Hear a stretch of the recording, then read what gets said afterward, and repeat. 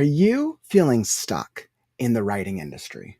Do you not know which phase of the industry that you should be in terms of your writing journey? Do you not know when you should be working on your book, when you should be publishing, when you should be investing money, or all of those other things? Well, I am so thrilled. Today are having an excellent. We're going to be doing a conversation with one of our special guest speakers, Becca Syme, as we are getting ready in anticipation for the AuthorTube Writing Conference. Welcome to the community. I'm Kaufman, daily writing streamer and recruitment chair with the AuthorTube Writing Conference, which is at the end of the month. We are only a month away. So make sure that if you want to find out more about the AWC, what we stand for, and see all of the guests that will be speaking, everything is linked down in the YouTube description below. So I am so thrilled that we are going to get a special conversation today with our special guest. And for those of you who don't know Becca Syme, she holds a master's degree in transformational leadership and has been a success coach, primarily utilizing the Gallup Strengths Finder for over 15 years. She's coached over 5,000 individual authors and creatives through her Write Better, Faster, and Strengths for Writers classes and coaching cohorts, 6 and 7-figure authors, major award winners, mid-listers, and new authors alike. Please help me welcome to the stage, Becca Syme. I love hearing the applause because I'm imagining all the people who are here excited to listen. I'm like, yes, that's good job. Good job, Kaufman. Yeah, good job. Everyone's here. And I know it must feel like you're at a real conference. That's what we're emulating here. I love that. And I can tell over in the live stream chat, we got everybody here super excited. Devin, our publicity chair, super excited. And we're actually going to be having some special updates about the AWC after this stream. So make sure you stick around. See Esty over here, our founder and leader in the AWC. ML, Mary, Calvin, so great to see all you.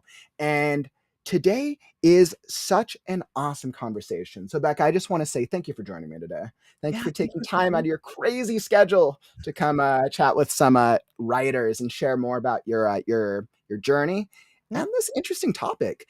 I'm really curious to know what the different phases of the author business, the author journey look like. I already want to see your conversation. Yeah, this is a philosophy that comes out of industrial psychology, like that there's a phase set of business phases that are just common to every single business. And I feel like this is something not every author automatically knows. Like it's not something we come pre-installed with. So I wanted to talk about the phases of the author business and what we can learn to do to maximize the phase that we're in. Awesome. And I am super excited about that. And so for anyone who doesn't know, so what is your seminar that you're going to be presenting at the AWC this year? Yeah, so I'm talking about the author business phases and specifically trying to understand why, when in an author business, we would want to make certain decisions over others. So in particular, I think if you were to think about the starting of a business from the beginning, and you think like, where do I apply my resources in the best place? Where do I apply my assets in the best place?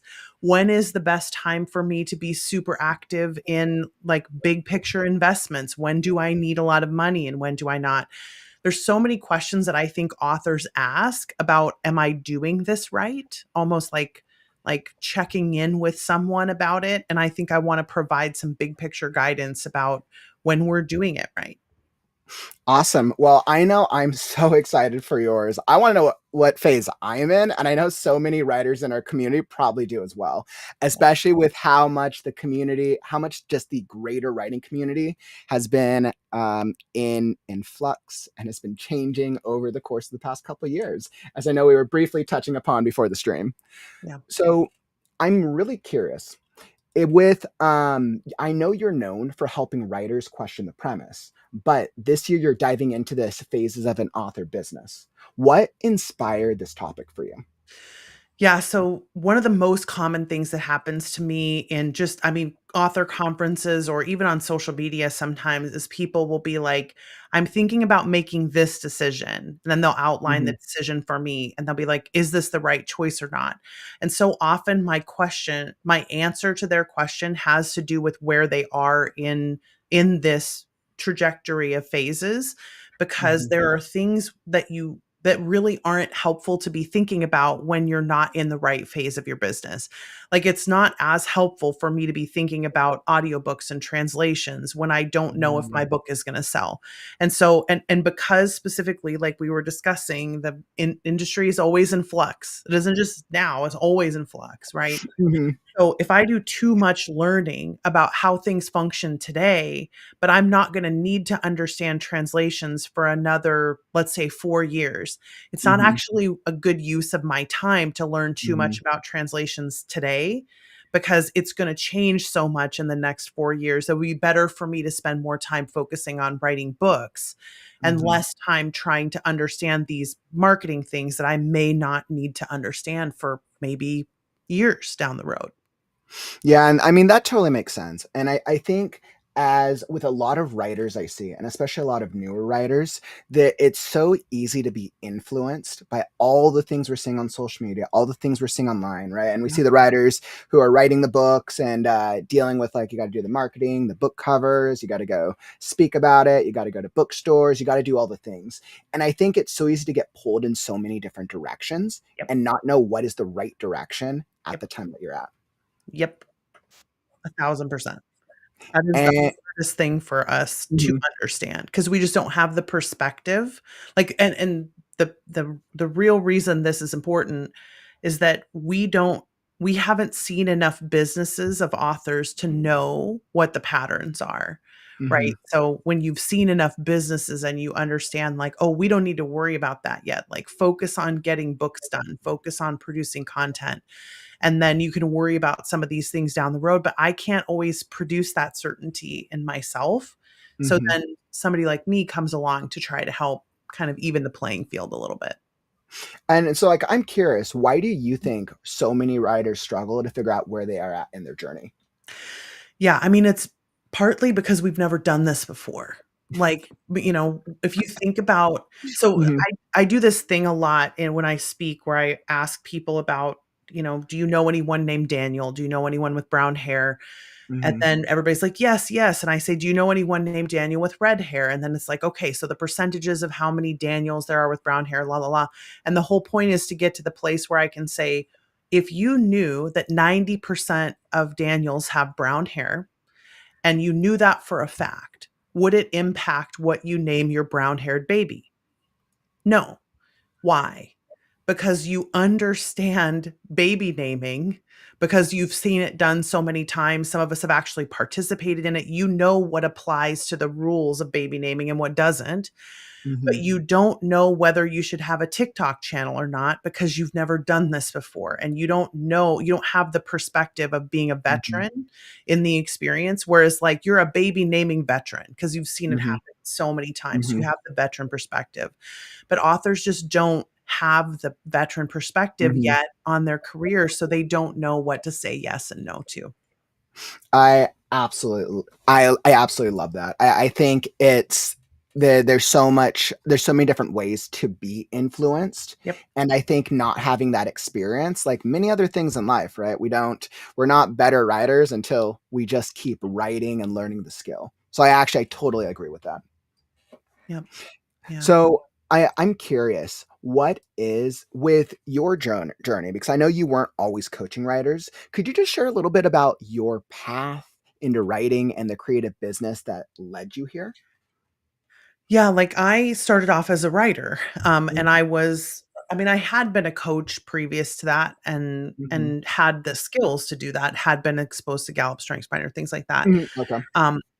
But I was a writer, and I found so many of my friends were asking questions that Clifton Strengths could answer, or Mhm. like my experience as a communications coach or as an organizational coach could answer, because the writers just didn't have the experience of running their own businesses. They didn't have the sort of industrial leadership perspective. So I found myself answering a lot of questions for people about how organizations function, how businesses function, Mm. because they just hadn't had that experience before. And I didn't realize how much being a writer was like being a business owner until I got a few years into the process Mhm. of being a professional writer. And then I Mhm. realized, oh, like we all need a lot of help figuring out how to do this job because it is a job. So I kind of Mhm. took all my previous experience and applied it to coaching my friends at first, and then it just kind of took off. Absolutely. Is and I think what's really interesting about that is that writers have to be business owners. Do Mhm. you think that any writer in this 2025 has to be a business owner, has to have that mentality to be successful? Yeah, I think there are Mhm. plenty of people who don't need to if they Mhm. don't want to do it professionally. Like, if you're not at all interested in being a professional full-time writer, then you Mhm. really don't need to be thinking about business phases and things like that, because you can do it for the fun, right? Like, for the Mhm. excitement, enthusiasm, and that's still an extremely valid reason to publish, by the way. Only about 2.5% of people who are actively publishing are making a living publishing. And Mhm. so being in that 97 or whatever and half percent is, you are still just as serious of a writer, maybe even Mhm. just as talented of a writer, but you're not deciding to make it your mortgage payer. Mhm. And so there absolutely are people who don't need to know anything about business phases because they're going to do this for the love of Mhm. it and not try to make money at it. They may still make money, but they're not Mhm. doing it for the money in that way. I love that. Do you think that still applies for writers who end up getting represented by agents, publishing houses, maybe more the traditional publishing houses? Yes, because not a lot of trad published authors are Mhm. making enough money to pay their bills, just Mhm. because like the majority of the money that is made by trad books is going to the publisher to pay for the publishing business. Gotcha. Okay. And so it's a rare trad pub author who's legitimately making all of the money to support a single payer household on their trad royalties. It does happen. Obviously, it happens, but Mhm. it's less common than it, for instance, like indie writers who are doing the same amount of sales are more likely to be paying more of their bills with writing because they're in charge of where the money goes. Interesting. As we're kind of like touching upon the writing industry, I know I want to touch upon the different phases, but before I get there, I'm curious. How do you feel the industry as it is today, June 11th, 2025, is? Do you think the industry is in a great place for writers? Great, bad, neutral? How do you feel? It really depends on what you wanna get out of writing, because I Okay. do feel like, I mean, we had this gold rush experience when indie publishing first started that Hmm. was really great for people who really liked risk and wanted to just, Hmm. see if they could make it work and kind of be really driven and exciting. It was all new. There was a lot of learning that happened. Hmm. And the more stable the independent publishing industry gets, the more it becomes like a real system, like a real industry. It Hmm. has rules, etc. So the people who are really thriving in the early days of independent publishing are not going to thrive and be as excited the more stable and secure it gets, because then it becomes significantly more competitive. There's a lot of rules that you have to follow. You have to pay to play now, right? Like all those Hmm. things. But it hasn't changed in terms of openness. Like, it's always going to be open Hmm. in terms of like new people can always find Hmm. new readers. So it's never going to be closed in that sense, but it definitely went through a phase where it was almost exploratory in its Hmm. way of like creating businesses, and then not all of them survived the gold Hmm. rush because it's hard to maintain a thriving business when there aren't predictable rules. Hmm. But now that we've hit the rules segment of the independent publishing industry, I think we're probably more likely to see people be able to understand what the rules are better and play the game. So it's good in some ways, not good in other ways. Like everything, there's upsides and downsides to it. Interesting. I love that. And then when you mentioned the gold rush period, when do you think the gold rush period ended? So do you So think we've like been in this new like rules era for a couple years? Oh, at least. Like, it's Okay. hard because there was another kind of little mini gold rush during the pandemic for independent Hmm. publishing. It wasn't the same with New York publishing, but for at least independent publishing, there was at least a small kind of blip. But Hmm. I would say, based on the transition period, which usually is about like 3 to 4 years, we were Hmm. probably ending the gold rush around like 2018. I usually Okay. say somewhere around 18, 19, and then Hmm. it it kind of COVID changed it a little bit, and now Yeah. we're really seeing the full transition period we're in the middle of. And then it got disrupted again, right, Hmm. recently. So every time there's a disruption, we have to kind of wait Hmm. for the waters to settle and see Hmm. what's going to happen before we really know what the rules are again. Absolutely love that. And I think that is so important why recognizing which phases we're in of our author journey is so, so important. Yes. So I know with your topic, the phases of an author business, that you're going to be talking about at the AWC at the end of the month. Um, is there anything that you can share? Any sneak peeks that you can share about your talk with our community? Yes, I so the reason we have to talk about business phases is Hmm. because the majority of people are misreading the cues that you get Mm, provided when you're in the research and development phase. So the research and development phase is phase 1, okay. and probably over 80% of writers, maybe more, are in phase 1 in their author Hmm. business still. And some people can be in phase 1 for 15, 20 years, because the Interesting. getting out of phase 1 is about how much demand has been created for your books, and are you able to produce enough demand that your income will go up significantly so that you can start investing that money back into the business. And I think so many of us will see, like, I'm not selling, my launch didn't go well, the books aren't doing what I want them to do, nobody's reading this. We look Hmm. at that and we see danger, because we're thinking, I'm already a mature business, and so if nobody's buying my product, this is so dangerous. And I'm like, no, no, no, Hmm. you're still in phase 1. This is still in research and development phase. So you Hmm. get to be in a place where sales are just not as important, because you're still building and understanding your platform, you're understanding what your career looks like. So phase 1, and other spoiler alert, because I think this is important. So there's 5 phases. Phase 5 is the mature business phase, right? Where you Hmm. get to the place where your income doesn't change that much anymore because you've been fully matured. Hmm. The most common phase 5 business Hmm. desire for people who are there is to go back to phase 1. So I tell Really people, oh, 100%. I tell people all the interesting. Okay. time, enjoy the research and development phase when you are in it, because Hmm. once you start getting to a point where your business gets more mature, you are going to want to go back to phase 1 again at some point. And it's primarily because of how difficult the journey is when you get out of research and development phase. It's great, it's amazing, but it Hmm. is very different than we expect it to be. Nobody expects this business to be the way that it is. We all Interesting. have a picture in our head of what it's going to look like, Hmm. and it's never that thing. And do you think that's because there's so many different types of obstacles to navigate Yeah. in this in the digital landscape of the Amazons and AI and all the other things out there? Yes, and it's so there's a combo of, we don't actually know what it's gonna be like until we go through it, similar to what we Hmm. talked about before, Hmm. right? But then also, we assume that when we get to a certain level of, like, sales or whatever, that all our problems are gonna go away.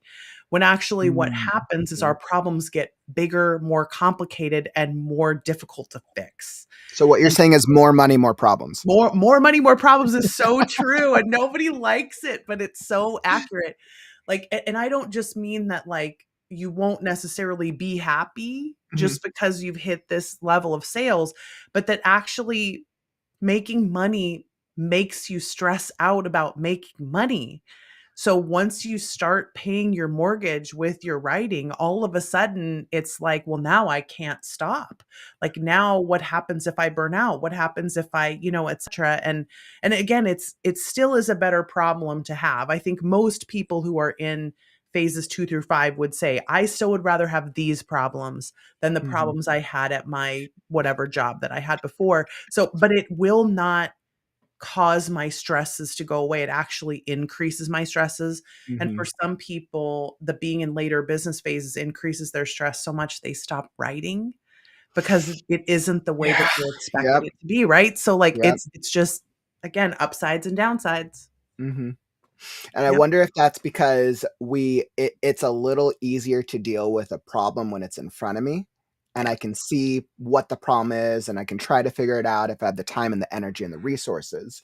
Yep. But I hear about all these other problems, like, yeah, I'll be able to figure that out later. I'll be able to do it at another time. Yep. I'll have more money to solve the problem. Yes. Mhm. Which is true sometimes, but Mhm. then we don't think about all the other problems that are created or like in some of the later business phases, you start having problems that are like people related. Like you have Mhm. HR problems, you have fan related Mhm. problems. Like Yep. it really is just so many of us don't understand what's in front of us. And not that we should always.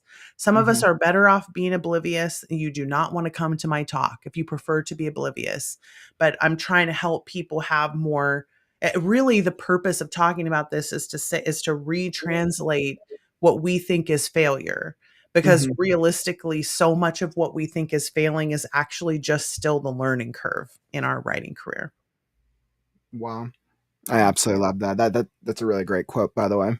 yeah, thank you. Um, wow. So I think, let me think. So I think a common struggle that a lot of authors think is just a personal flaw is possibly just a phase mismatch. Mhm. How do you Yep. feel about that? And why Yeah. do you think that is? 100%. 100%. I think it goes the why goes back to the perspective difference, right? Mhm. Like when you know that you are I'm going through this thing because it's normal for people in phase 3 to go through that thing, right? Mhm. Versus I'm going through this cuz I'm a failure or Mhm. there's something wrong with me.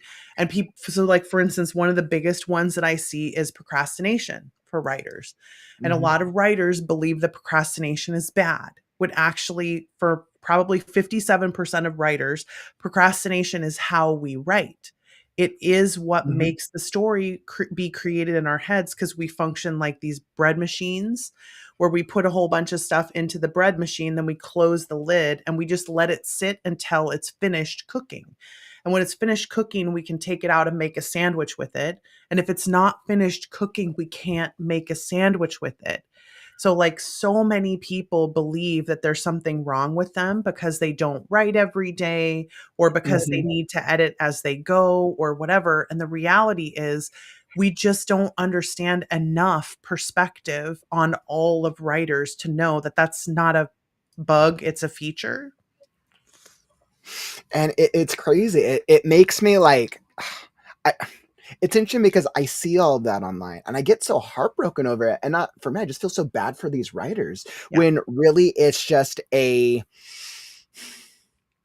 don't know if it's a lack of awareness. I think it's just because they're so busy with other problems and other things when really it's understanding where the true problems are Yep. and that they could be making their mental health journey so much easier by really just trying Oh. to understand.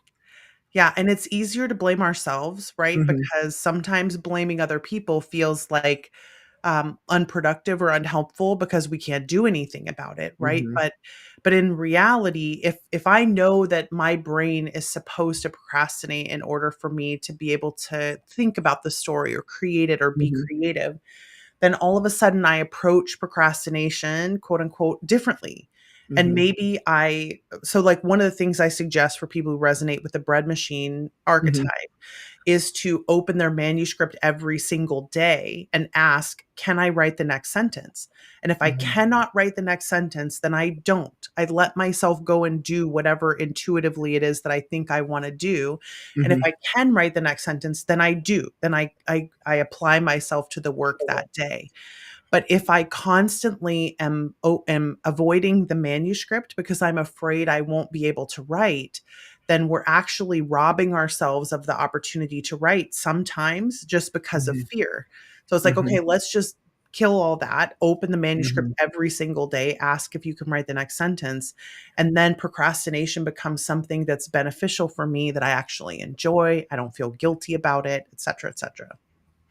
Interesting. I don't think I've heard it framed quite like that, quite in that fashion in looking at procrastination. I love that because I Yeah, know so many writers can put the pro in procrastination. for And I sure. think reframing the mindset is so, so powerful. Yeah. Yep. So I know you mentioned that there's 5 phases, with the Mhm. first one being research and you said research and development. Development. Mhm. And then the fifth one being what was the name of it one more time? Mature business. The mature business. So, without going into all of them, why would you say that understanding your phase is essential for long term success? Because if you read results through a lens of being in the wrong phase, it will Mhm. make you stop. It'll make you quit. Okay. Because so, like, just as a for instance, this happens a lot in, phase 5 businesses where Hmm. you will have grown like 1x, 2x, 3x, 4x for Hmm. so many years being in these 2, 3, 4 business, but which basically it looks like a roller coaster, right? Hmm. And when I'm in 2, 3, and 4, my income goes up, and then I spend it, and my income goes up, and then I spend it, my income goes up. So when people get to this mature business phase where they've grown 100, 200, 300% for 4 or 5 years, and they're Hmm. thinking, oh, I finally made it to $500,000 a year. Now Hmm. the next stop is 1 million, and the next Hmm. year it's 502,000. And they Hmm. think that they've failed, so they try Hmm. to launch a second pen name, they try to do a direct store, they Mm, try to do okay. all of these things, Mm, when the reality is when you reach a mature business phase, your growth should stop, it should mhm, plateau. And mhm, then you wanna stop and make a decision, "Do I wanna run a different business from the mhm. business that I'm running currently?"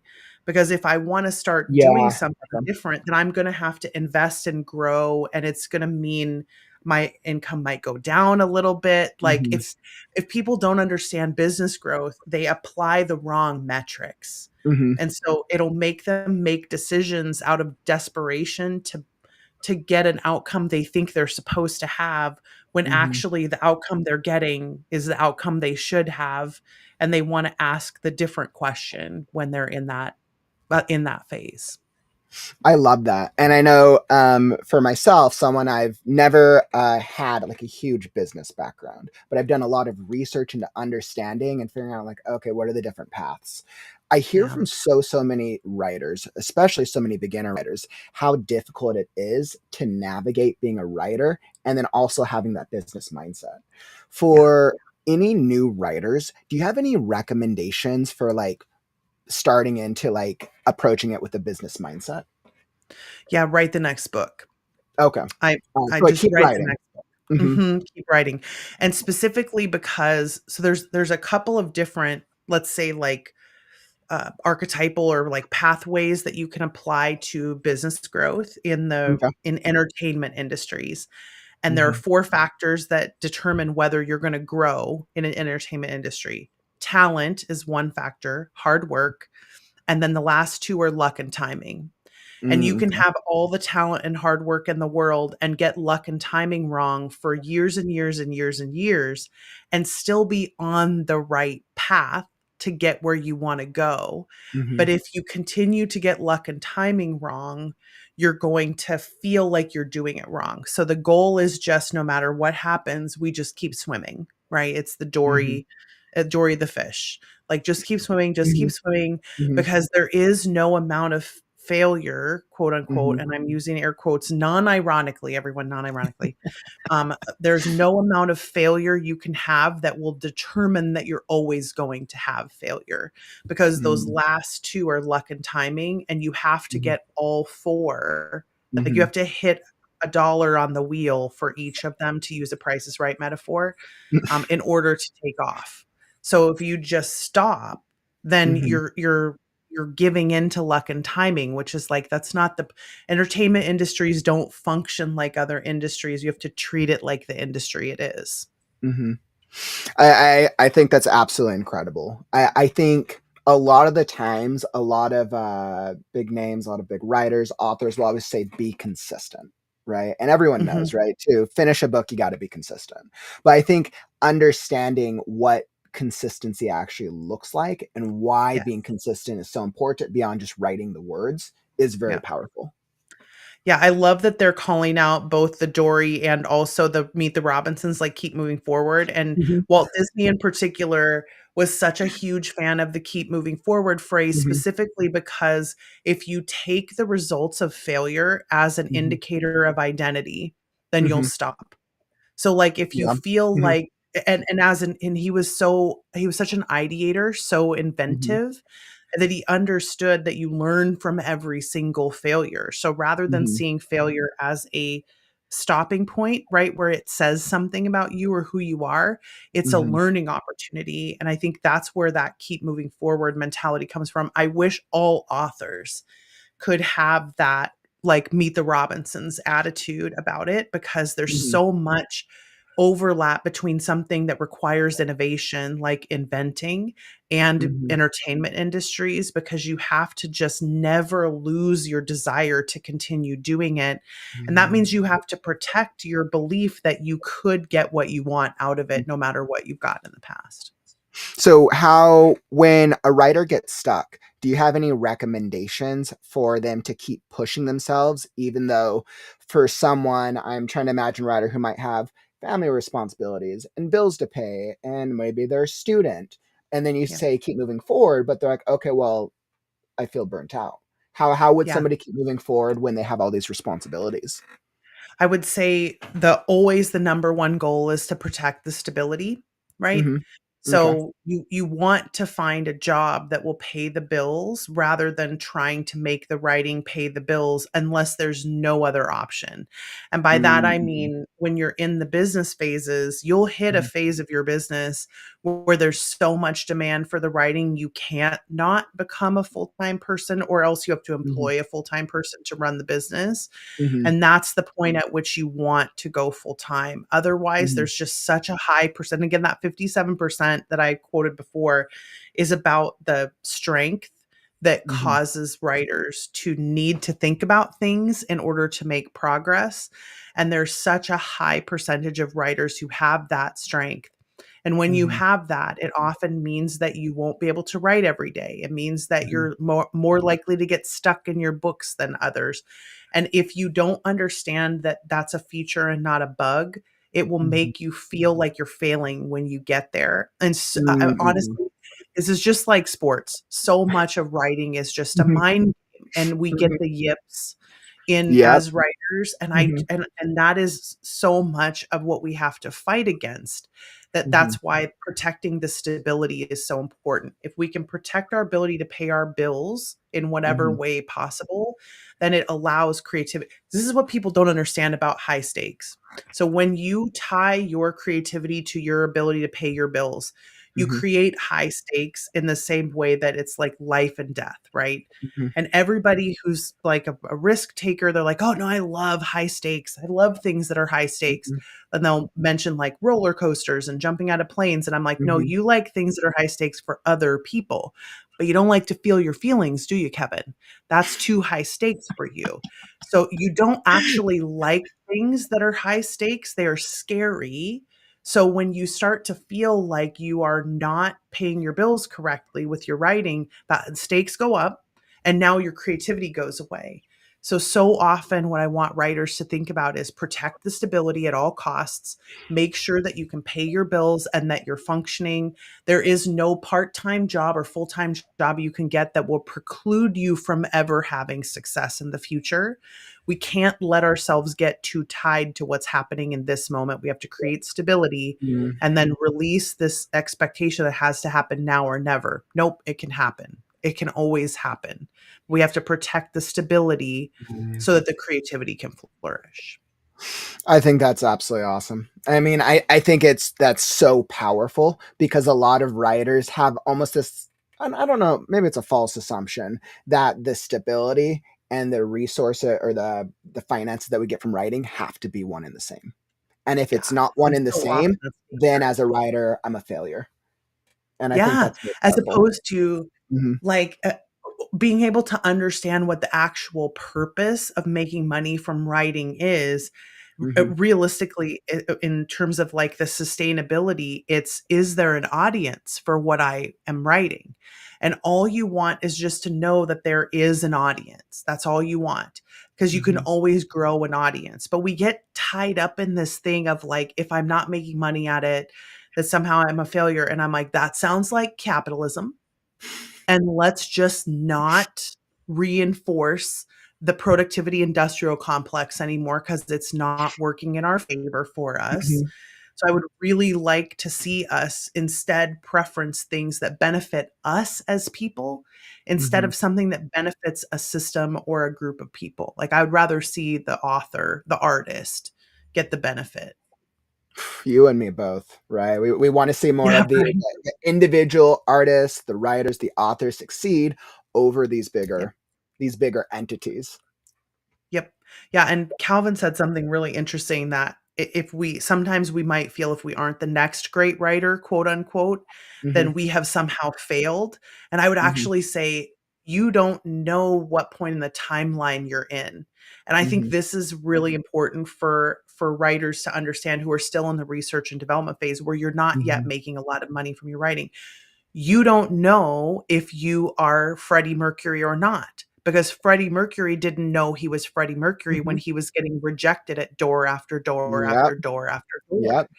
Like, you don't know what point in the timeline you're at. And if you don't trust that there's more timeline in front of you, that you could potentially take off and be even, maybe even bigger than you thought you could be, then you're just robbing yourself of that ability to have more timeline in front of you. And I feel like the, if we could just remember things like, again, it's perspective, right? Hmm. Yep. Remember things like how much Freddie Mercury got rejected, how many times Hmm. Stephen King got rejected. It's like, Hmm. you don't know if you're the next great writer. And I'll be honest, the voices in our head that tell us that we're not the next great writer, they Hmm. don't know. They are not they're not the veteran perspective voices. Hmm. Those are the, I don't wanna get rejected voices. That is the, I'm afraid that if this doesn't happen for me, that I'm worthless voices, and those voices are not worth listening to. And the one thing that the authors, right, like the Stephen Kings and those authors who are now wildly successful today, they just kept on moving. Kept moving, keep moving Mhm. forward, right? Exactly. So I this is such a great conversation. I could probably go into this for hours with you. When with your seminar, with your presentation coming up at the end of the month, Mm. I'm curious. So I know this applies to a lot of different types of individuals, but if somebody is feeling stuck, what will they be able to walk away with from attending your seminar at the AWC? I think if they're feeling stuck because of the stuff we've talked about, right? Hmm. Like that they're feeling frustrated, or maybe they're feeling like a failure, my goal Hmm. is to recontextualize their experience in the industry and Hmm. hopefully give them the perspective that will give them that desire to keep moving forward. And I'll give you like a playlist of songs to play for yourself to remind yourself that Love you're a it. superhero and all, you know what I mean? Like Hmm. all that stuff, Hmm. because I think that's part of the ability to envision ourselves as having a future forward moment. The other thing though is, so often just this experience of us all being together in a community like this is the thing that some of us need. That random Hmm. comment in the chat that somebody makes, that's not even what the speaker says, is something another writer says to you that makes you reframe where you're at or helps you to get rid of your yips or whatever it is. Like, I just so believe that community is what's gonna get us through all of Hmm. this in the future, in the next several years. It's gonna get us through the next decade of disruption in the industry. Like, if we don't have a group of people around us that we can trust Hmm. and rely on, we are not going to make it. We really need the community of other Mhm. authors and of like-minded individuals to get through it. So if nothing else, you're going to find people in the chat who will be like you, that you Mhm. can maybe talk about what a windbag this Becca chick is, and you guys can go off and form your own discussion on the Mhm. sides. I would be happy for that too. Like, it's whatever works for you is fine with me. I absolutely love that. And I think the power of community is so predominant and a lot of times overlooked for writers because a lot of times as Yeah, writers, we're like, okay, well, I write a book, I got to do it all by myself and I'm on right? my island of loneliness. But Yeah, you can work with other writers and you can get feedback, you can grow. And I'm sure you've seen a lot with your community building. yeah. I want to take a moment and throw this out to the chat because we have a lot of writers here from the AWC, from my community, and the AuthorTube community. What questions do you have, Rebecca? Is there anything that you want to know about the author industry, about these phases?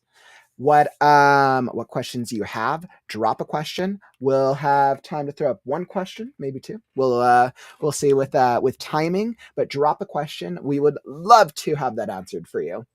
Um, so Becca, my question to you is what do you think is the biggest trap that writers are going to be facing with this evolving industry in 2025? Yeah, I think it's assuming that there's any level of predictability about negative consequences. So, like, I think Okay. because we're all afraid of what might happen, and people who are afraid and adopting quickly because they're afraid or whatever, right? Doesn't matter. But we are too quick to assume negative consequences in things that are too systemic and big for us to understand. And I think the reality of the future of publishing is that we will not really know what Mm-hmm. is coming until it gets here. And us being afraid of it is not going to help anybody. What we really need to do is focus on writing our books, building our community, having our people, and we need to stop trying to fix the future and understand the future. Because when you get caught up doing that, you're fixing the wrong problems. And Mm-hmm. none of us understand that because it feels real good to be like, "Oh, I'll do this."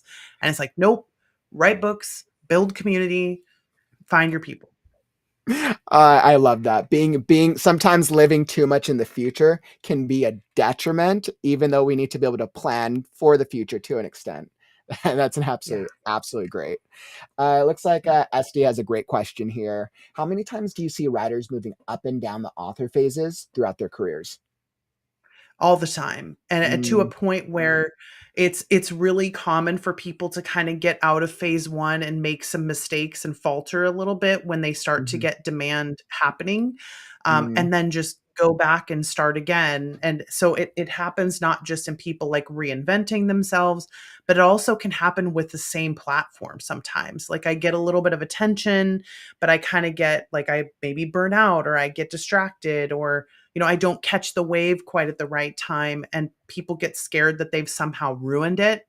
You haven't ruined anything. It's really common for people to jump back and forth when, especially in the early phases, trying to kind of get out of phase 1. I absolutely love that. And I think this kind of goes into Calvin's question. How do you know when you're out of phase one? So it's a demand thing, right? And Okay. we'll talk about this just a little bit more in Mhm. the AuthorTube presentation. Okay. But you have to be making enough money, depending on what type of business you want to run.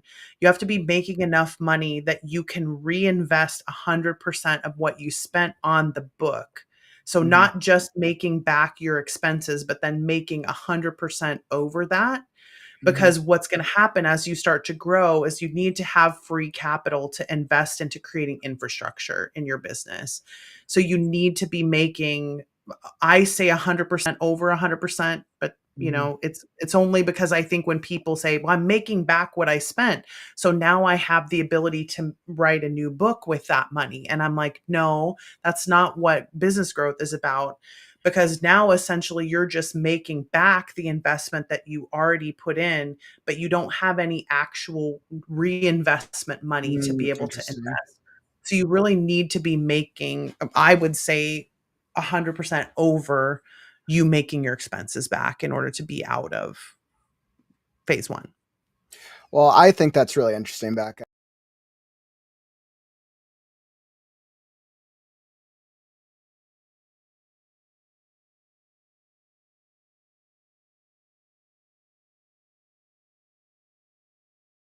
disappeared. So, like I said, this is just a sneak peek. All right, our tech gremlins in the live stream.